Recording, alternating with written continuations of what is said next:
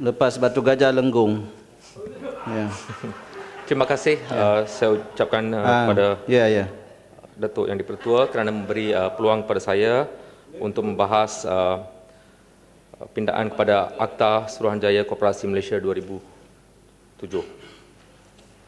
Datuk Yang di-Pertua, dasar koperasi negara mensasarkan supaya koperasi menyumbangkan 5% kepada keluaran negara menjelang tahun 2013 dan 10% menjelang tahun 2020.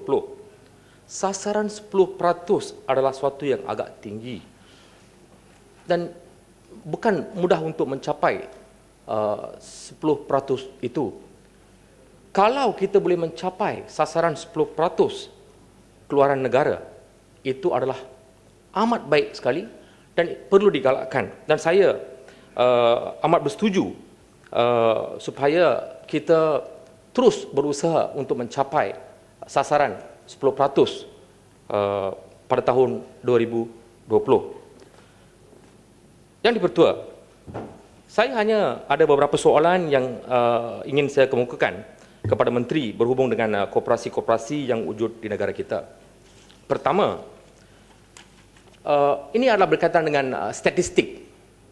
Ramai di antara ahli-ahli yang berhormat telah memberikan statistik-statistik, tetapi saya dapat lihat bahawa statistik-statistik yang diberikan itu adalah berbeza-beza di antara satu ahli yang berhormat dengan yang lain, dan bukan saja sekadar berbeza-beza tetapi juga merupakan statistik-statistik yang bukan terbaru, yang bukan terkini. Jadi saya memohon kepada Menteri supaya memberikan statistik-statistik yang terkini. Sebagai contoh, berkaitan dengan jumlah koperasi yang wujud di negara kita sehingga sekarang. Jangan kita hanya lihat pada tahun sehingga tahun 2011, tahun 2012, tetapi kita perlukan statistik-statistik yang terbaru. Berapakah jumlah koperasi yang didaftarkan di Malaysia sehingga ke bulan September 2014? Jika boleh senaraikan mengikut negeri, setiap negeri berapa koperasi yang kita ada. Dan kedua, saya juga ingin mengetahui bagaimanakah penglibatan semua kaum di negara ini dalam sektor koperasi. Adakah minat hanya ditunjukkan oleh mana-mana satu kaum ataupun diterima rata-rata oleh semua kaum di negara kita? Saya ingin mendapatkan statistik khusus mengenai penglibatan kaum India dalam sektor koperasi. Saya berpendapat bahawa koperasi merupakan satu mekanisme yang harus diberi pertimbangan dan perhatian untuk meningkatkan sosioekonomi kaum India yang majoritinya menghadapi masalah dalam membangunkan ekonomi mereka.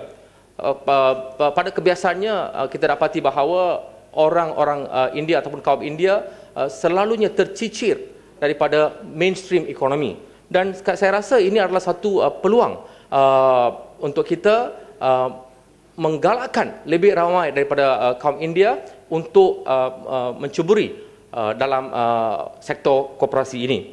Memang saya tidak menafikan bahawa terdapat banyak koperasi-koperasi kaum India di negara kita. Sebagai contoh, kita ada koperasi permodalan tanah, NLFCS, koperasi kredit pekerja, koperasi serbaguna guru-guru India Malaysia Berhad, koperasi peniaga-peniaga India Malaysia Berhad, koperasi Suria Malaysia Berhad, koperasi guru-guru sekolah India Negeri Perak, koperasi usahawan India Malaysia Berhad, dan sebagainya. Kita ada banyak, tetapi saya rasa kita masih ada ruangan yang besar yang harus kita terokai. Sekarang kita ada peluang untuk memberi galakan kepada kaum India untuk turut sama-sama mengambil bahagian dalam pembangunan ekonomi negara kita. Pada pendapat saya, idea koperasi ini masih kurang pengaruhnya di kalangan masyarakat India. Jadi kerajaan harus mengambil langkah-langkah tertentu bagaimana untuk menggalakkan kaum India untuk terus melibatkan diri dalam sektor ini.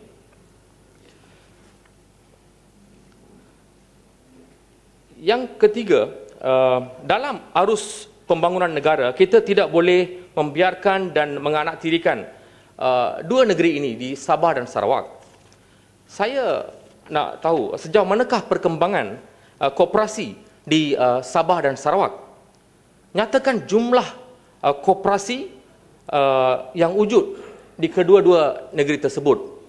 Juga pegangan dana koperasi di Sabah dan Sarawak. Berapa jumlah dana yang telah dikutip melalui koperasi ini di Sabah dan Sarawak jika dibandingkan dengan Semenanjung Malaysia. Dan apakah langkah-langkah yang telah diambil oleh SKM untuk menggalakkan koperasi terus mendapat perhatian dan juga berkembang di kedua-dua negeri tersebut. Saya nak minta kepada Menteri supaya senaraikan antara koperasi-koperasi yang terkemuka, yang mendapat berfungsi dengan baik di Sabah dan Sarawak. Seterusnya, untuk mencapai sasaran dasar koperasi negara, pengurusan dana adalah sangat penting. Masalah pengelolaan dan pengurusan kewangan yang tidak efisien boleh menyebabkan anggota hilang kepercayaan terhadap sesuatu koperasi.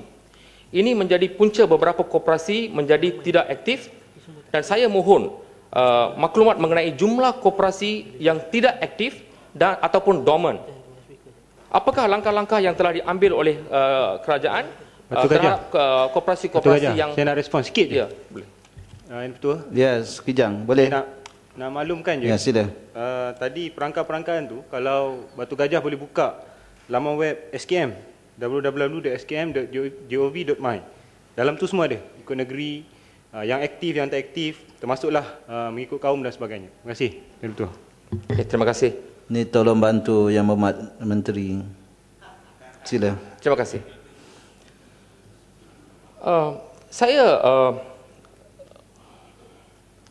Saya juga seringkali dengar rungutan daripada pengurus koperasi bahawa anggota-anggota yang meminjam tidak membayar balik pinjaman. Ini menjadi satu masalah yang besar dan serius kerana dana yang tidak dapat dituntut itu akan melemahkan kewujudan koperasi itu dan akan kehilangan hala tuju dalam jangka masa panjang. Koperasi yang uzur seperti ini akan menjadi beban kepada anggota-anggota lain. Apakah langkah-langkah yang telah diambil oleh SKM untuk membantu koperasi-koperasi yang menghadapi masalah seperti ini? Berkaitan dengan pinjaman, saya rasa Pokok Sona telah menceritakan secara panjang lebar.